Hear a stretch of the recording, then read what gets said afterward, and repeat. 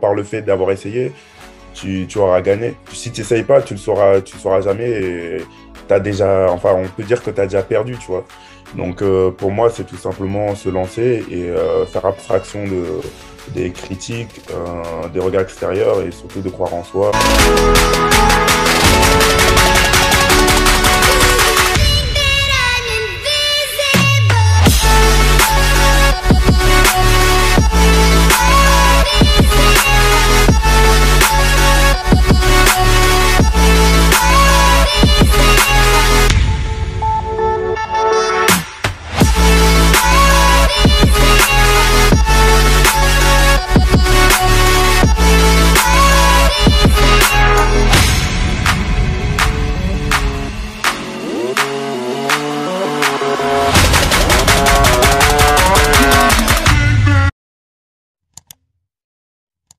Hello tout le monde, j'espère que vous allez bien. Alors pour ce nouvel épisode de ma série à la force mentale, j'ai eu la chance de recevoir un basketteur professionnel évoluant à Nanterre en France. C'est Alpha Kaba, 2m08, 103 kg, rien que ça. Donc dans cette interview, vous allez en savoir un peu plus sur lui, sur son parcours, sur comment il a fait justement pour atteindre le plus haut niveau.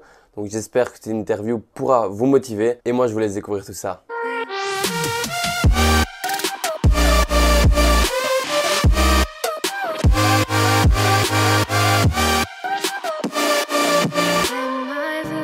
Moi, c'est Alpha Kaba, joueur de basket. Actuellement, je joue au Nanterre 92. Voilà, pour parler à peu près de comment je suis arrivé là.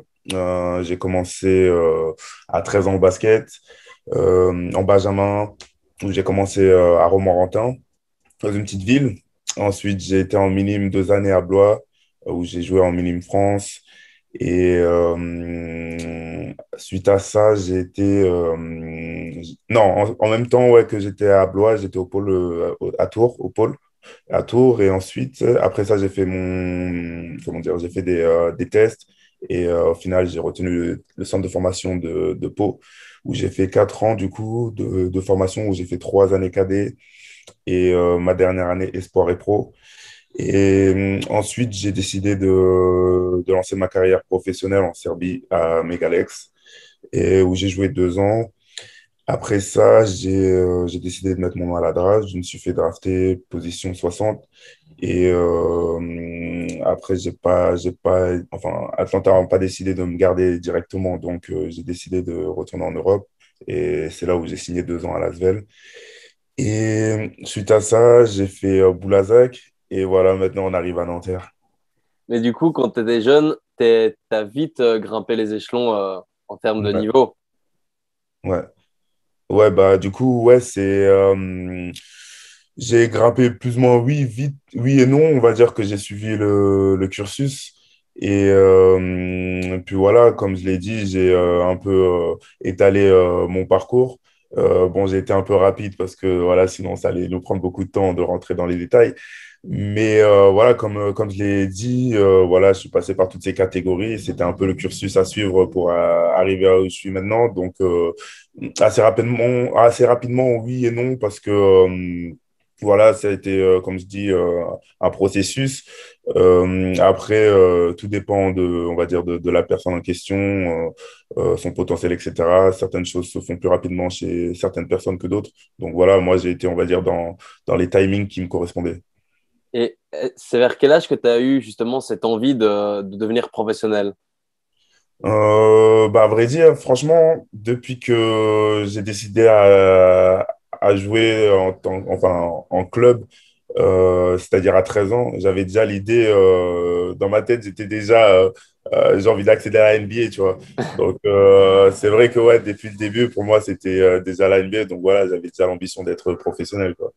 Et est-ce que ton entourage t'a soutenu dans cette décision ou ils étaient plus à te pousser vers le scénario classique avec les études?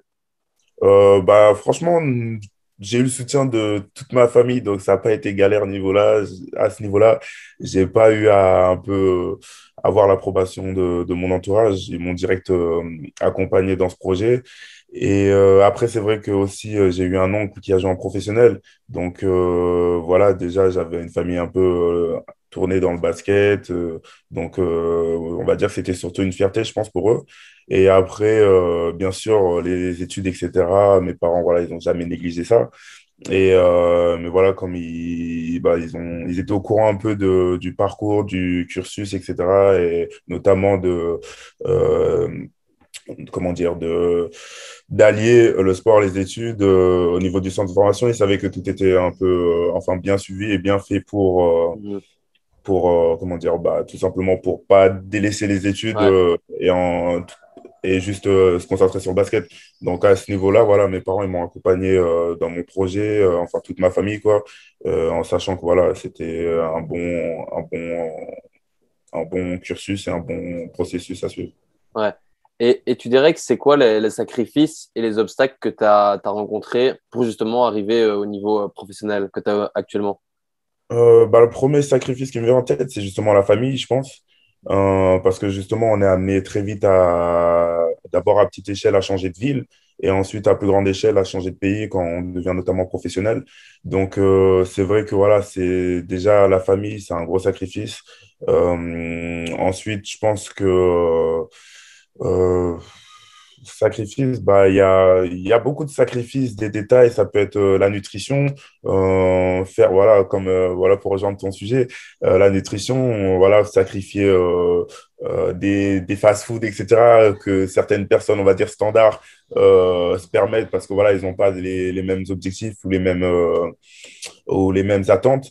Ça peut être, je ne sais pas, se reposer au lieu d'aller s'amuser avec ses amis. Mhm. Ça peut être, voilà, c'est en fait, c'est tout ce qui, comment dire, tout ce qui, pour l'être humain, entre guillemets, peut paraître pour un plaisir ou bien des choses nécessaires, bah, c'est le genre de choses que nous, on doit sacrifier pour justement arriver où on veut arriver. Ou bien, du moins, on est obligé d'en faire au maximum Mhm. pour être le meilleur et avoir les meilleures choses possibles. Et en termes d'entraînement ou de journée type pour un basketteur, ça ressemble à quoi au niveau en termes d'heures, de préparation physique, etc. Bah, déjà, ça dépend, on va dire, de l'équipe où tu tombes, le club où tu tombes, la philosophie du coach, des préparateurs, etc. Mais pour rester général, ça consiste on va dire, 2 entraînements par jour ou un entraînement. Ça peut être justement géré par rapport au contenu de l'entraînement. Généralement, s'il y a 2 entraînements dans la journée, ça va être plutôt un entraînement light le matin qui va être muscu ou bien travail de corps, etc. Et l'après-midi, généralement, ça va être plus comment dire, ciblé sur le basket et sur l'opposition, etc. Mhm. Et après, comme une fois de plus, tout dépend de la philosophie du coach, du club, etc. Et voilà, en fait, c'est. Mais voilà, ça reste généralement, ouais, minimum un entraînement par jour pour être, voilà, sûr. Un entraînement, après, ça peut aller à deux avec, voilà, des adaptations par rapport voilà, au contenu des entraînements. Mhm. Et selon toi, tu dirais que c'est quoi les meilleures qualités pour être un bon basketteur, que ce soit physique ou mental? Un Mhm. peu. Bonne question. Franchement, les meilleures qualités, euh, c'est difficile. C'est difficile parce que il y a beaucoup de qualités qui peuvent être justement exploitées et faire en sorte qu'on puisse s'en sortir au niveau du basket. Certains, c'est le QI, certains, c'est être athlétique, certains, c'est l'intelligence de jeu, etc. C'est différentes qualités justement qui fait qu'on arrive à ce niveau-là parce qu'on en tire profit en fait. Mais pour moi, si je dois répondre à cette question, je pense que je dirais être athlétique, je pense. Je dis ça parce que c'est d'un point de vue général, la plupart des basketteurs ont cette qualité. Donc voilà, je pense que c'est ça. Mais encore une fois de plus, c'est vraiment euh, tirer profit de la meilleure, voilà, enfin, la meilleure chose qu'on a à donner, quoi, la meilleure qualité. Certains, ça va être, voilà, justement, jouer sur leur côté athlétique, certains sur leur côté QI, etc. Donc voilà, c'est ma Et, réponse. selon toi, c'est quoi ta plus grande qualité, justement? Bah moi, justement, c'est côté athlétique, je pense. Ouais, côté athlétique. Après, justement, j'essaie de développer aussi tous ces aspects dont je t'ai parlé juste avant. Mais ouais, c'est être athlétique, c'est ma plus grosse qualité. Et je sais que tu es quand même assez grand. Est-ce que pour Ouais. toi, la taille, c'est important dans le basket? Oui et non. Oui, parce que voilà, c'est un avantage, on le sait bien dans le basket, c'est un sport de grand, comme on l'entend. Mais après, voilà, on connaît bien beaucoup de basketteurs, etc., de petite taille, qui s'en sortent et qui même font des performances incroyables même. Donc, c'est voilà, encore une fois de plus, si on a la taille, tant mieux, on en tire profit. Et si on n'a pas la taille, on trouve justement des qualités pour compenser euh, le fait d'être petit, entre guillemets. Ouais. Et tu dirais que c'est quoi jusqu'à maintenant ton plus beau souvenir dans le basket? Mon plus beau souvenir, ça me vient direct, c'est bah, le jour où je me suis fait drafter 60e par les Hawks. C'est le plus beau jour. Et ça, est-ce que tu as des regrets de pas encore, parce qu'on ne sait pas ce que l'avenir nous réserve, à ce moment-là, été en NBA, jouer pour cette en NBA? Ouais.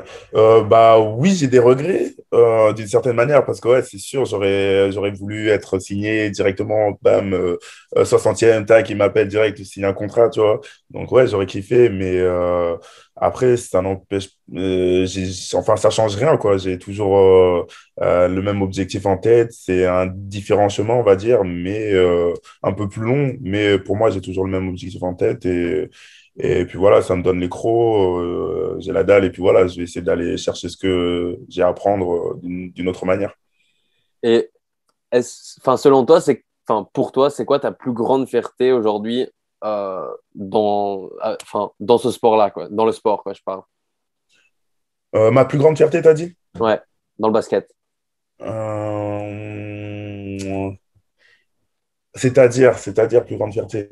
Ben, la chose pour laquelle t'es le plus fier aujourd'hui avec ce que tu as fait, mais dans le basket, quoi, pas dans la Ah, vie dans le en fait, général.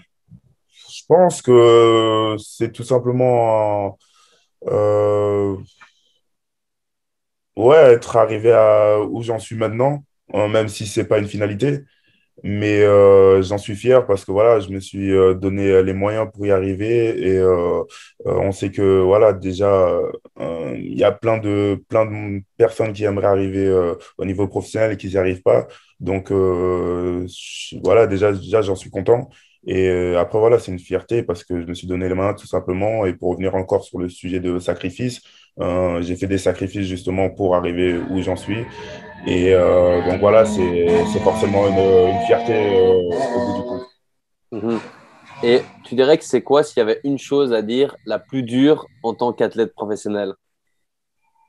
La plus dure à dire, Non, la chose la plus dure à vivre en à tant vivre, qu'athlète au quotidien ou enfin la chose la plus dure. la chose la plus dure. Bonne question. La chose la plus dure, peut-être la fatigue, mais après, au bout du compte, on s'y habitue, la fatigue. Donc, ouais, après, ça peut être peut-être les moments durs, je pense. Les moments durs, je sais pas, parce que je pense que tous les athlètes, tous les sportifs ont vécu des moments difficiles, par exemple, que ce soit dans les performances, Mhm. ah, tu viens d'avoir un mauvais match, des mauvais matchs qui s'accumulent, etc. Ou bien, euh, ouais, c'est ça, je pense. Ouais, je pense que c'est ça la chose la plus dure à vivre, c'est peut-être les échecs. Ouais, les échecs d'un sens, dans un sens général, je pense. Et ça, justement, comment tu arrives à gérer le fait que, par exemple, pendant une certaine période, tu as des moins bonnes perfs? Comment Mhm. tu gères ça mentalement pour pas couler? Parce qu'il y a plein de gens qui, à force de mauvaises performances, elles se disent, OK, c'est bon, et puis ça descend, Mhm. ça descend. Et justement, arriver à passer le cap. Comment tu fais? Est-ce que tu Euh, es suivi mentalement par un préparateur mental? Est-ce que tu lis un petit peu, savoir comment tu gères cet aspect-là? ouais, bah écoute, ça, tu poses la question à la bonne personne, tu vois, parce que justement, moi, je suis quelqu'un à la base qui a toujours eu un problème de frustration. Et justement, j'ai beaucoup travaillé sur ça. Actuellement, je travaille encore sur ça.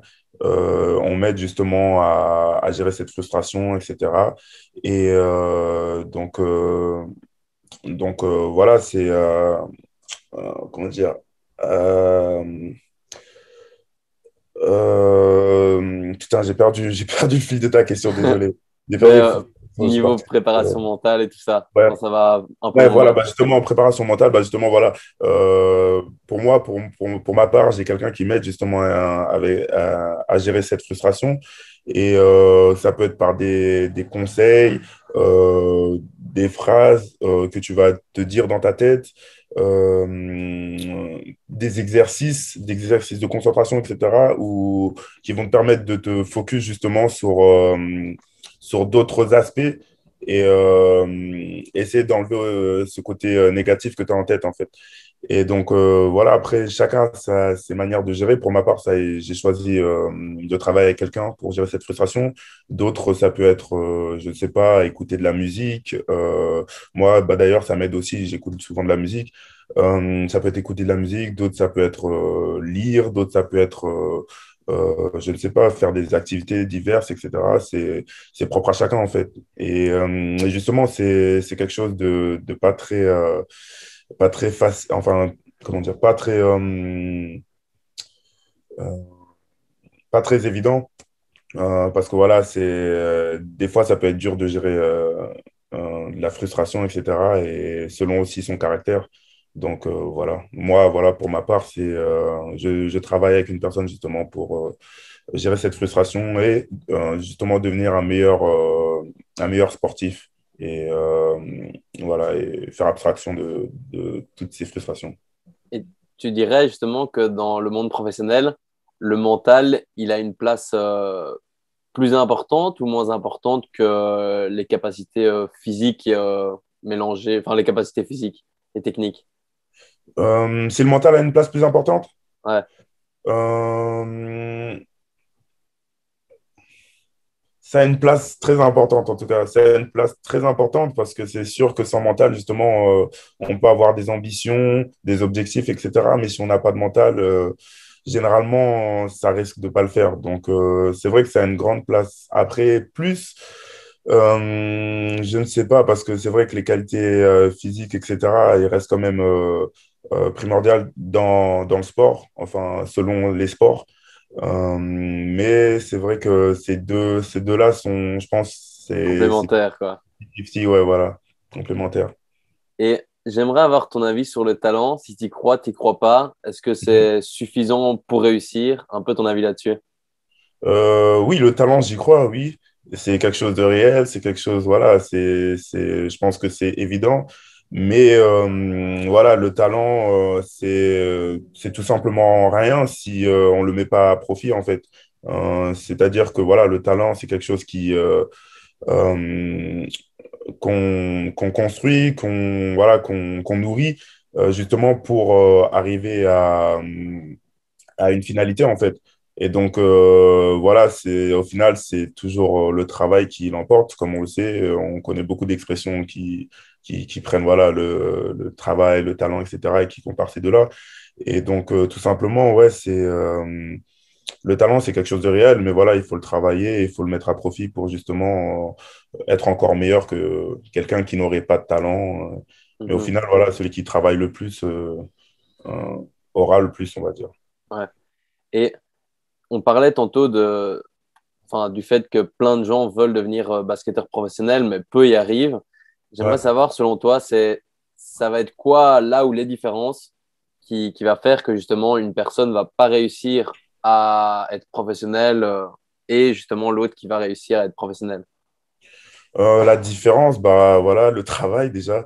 Je pense que ça fait une grande différence. Après, c'est vrai que voilà, il y a beaucoup de joueurs qui ont justement un grand potentiel, un grand talent et qui s'en sortent quand même par ce talent ou ce potentiel. Mais je pense que justement, la différence, elle se fait dans le travail. Enfin, du moins, dans quelqu'un qui réussit, qui va par réussir, en partant d'une même base, on va dire, de deux personnes qui, par exemple, qui n'ont pas, on va dire qu'ils n'ont pas de talent. Deux personnes qui n'ont pas de talent, bah, la différence, elle se fera forcément sur le travail, sur la détermination, sur l'envie, sur la rigueur, etc. Donc, ouais, je pense que le travail, c'est quelque chose d'élémentaire. Ouais. Et j'aimerais savoir, enfin, je trouve que dans notre société, il y a énormément de gens qui justement osent pas réaliser leurs rêves parce qu'ils ont peur d'échouer, peur du regard des autres, peur de plein de choses. Et Mhm. du coup, elles préfèrent se limiter à suivre le parcours classique en faisant des études, etc. et rester vraiment dans le moule. Ouais. J'aimerais savoir qu'est-ce que tu dirais à ces gens justement pour pour qu'elles osent réaliser leurs rêves, tout simplement. Bah, tout simplement de croire en soi, en fait. Et je pense que, ouais, il faut tout simplement croire en soi. C'est vrai que la plupart des gens, enfin, la plupart des gens, certaines personnes ont peur du regard d'autres personnes en voulant se lancer dans des projets ou comme tu dis, dans l'objectif d'être professionnel, etc. Je pense qu'il n'y a pas de raison pour tout simplement craindre un regard extérieur parce que déjà, tout simplement par le fait d'avoir essayé, tu auras gagné. Parce que voilà, si tu n'essayes pas, tu le sauras jamais et t'as déjà, enfin, on peut dire que tu as déjà perdu, tu vois. Donc, pour moi, c'est tout simplement se lancer et faire abstraction des critiques, des regards extérieurs et surtout de croire en soi. Parce que voilà, si on ne croit pas en soi, personne ne peut croire en soi, enfin, en toi à ta place. Donc, voilà, c'est tout simplement ça, je pense. Et voilà, croire en soi, c'est le mot-clé. Simple et efficace, Ouais. mais pas évident à faire, mais pas Ouais, toujours évident. c'est sûr, c'est pas évident, mais voilà, faut trouver les moyens. euh, Tout simplement, après, je sais pas quel conseil donner pour quelqu'un qui a besoin de croire en soi, mais ouais, c'est pas évident, c'est parce que c'est quelque chose aussi qu'on a à l'intérieur de soi. Une assurance, c'est quelque chose que voilà, qui est dans son caractère, etc. Mais c'est quelque chose qu'on doit trouver justement pour réussir, je pense. Mhm. Et j'aimerais savoir, avec toute l'expérience que tu as pu emmagasiner jusqu'à maintenant, qu'est-ce que tu as appris sur toi ou sur la vie et que tu aimerais transmettre aux gens? Euh, Ce que j'ai appris, bah, j'ai appris beaucoup de choses. Euh, J'ai appris que ouais, à arriver à ces objectifs, il faut se donner les moyens, tout simplement. Les moyens dans tous les sens du terme, en fait. Et puis voilà, j'ai appris vraiment beaucoup de choses. Donc, c'est vrai que tu me poses une question qui me met mal, là. Mais ouais, j'ai appris tellement de choses. C'est pas évident à dire, en fait. Et enfin, j'aurais une dernière question pour toi, ce serait tout simplement tes objectifs futurs.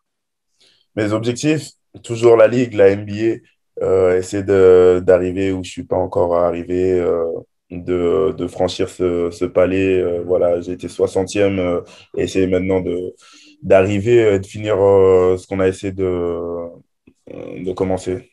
Et voilà, c'est la fin de cette interview. J'espère qu'elle vous aura plu. J'espère qu'elle vous aura donné l'envie de vous aussi réaliser vos rêves et vos objectifs comme lui a pu le faire. Encore une fois, n'hésitez pas de vous abonner à ma chaîne YouTube, d'activer la petite cloche pour ne louper aucune de mes vidéos, de commenter, liker pour l'algorithme. Et moi, j'ai plus qu'à vous dire à très vite pour une prochaine vidéo. Ciao!